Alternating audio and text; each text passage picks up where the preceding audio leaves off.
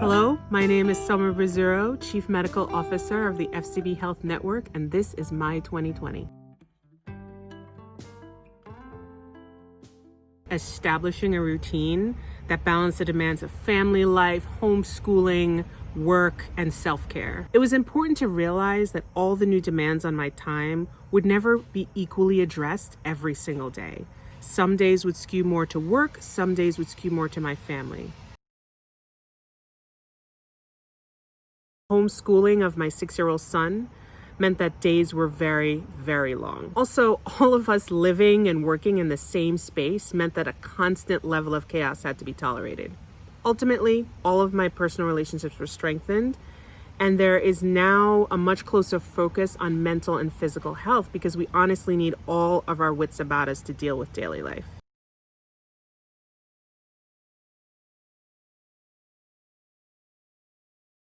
It's been a constant emotional assault. I have a multiracial family, so the subject of race and how we're viewed and treated is always part of our fabric. We know that my life and our lives and the type of family we have is not valued by all.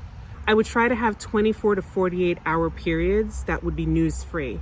I would have to block out the news in order to function professionally. Ultimately, I try to reject feelings of powerlessness, anger, and despair by being an active citizen at both the local, state, and federal levels, and by encouraging people to vote and to be active in their communities.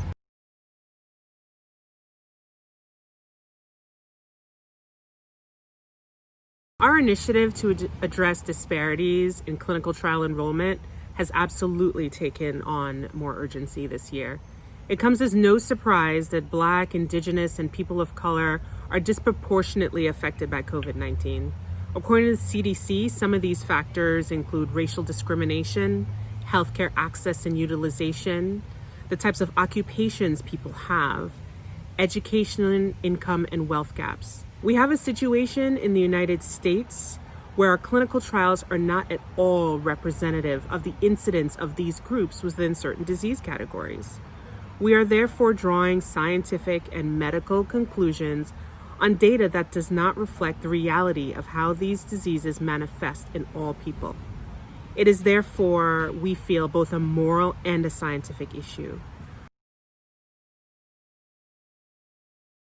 I have become closer to my family and friends, and I have a much sharper focus on what is truly important. That our country experiences a healthcare renaissance that doesn't exclude the poor, the elderly, rural communities, urban communities, the underinsured, the uninsured, and certainly not Black, Indigenous, and people of color. That was my 2020.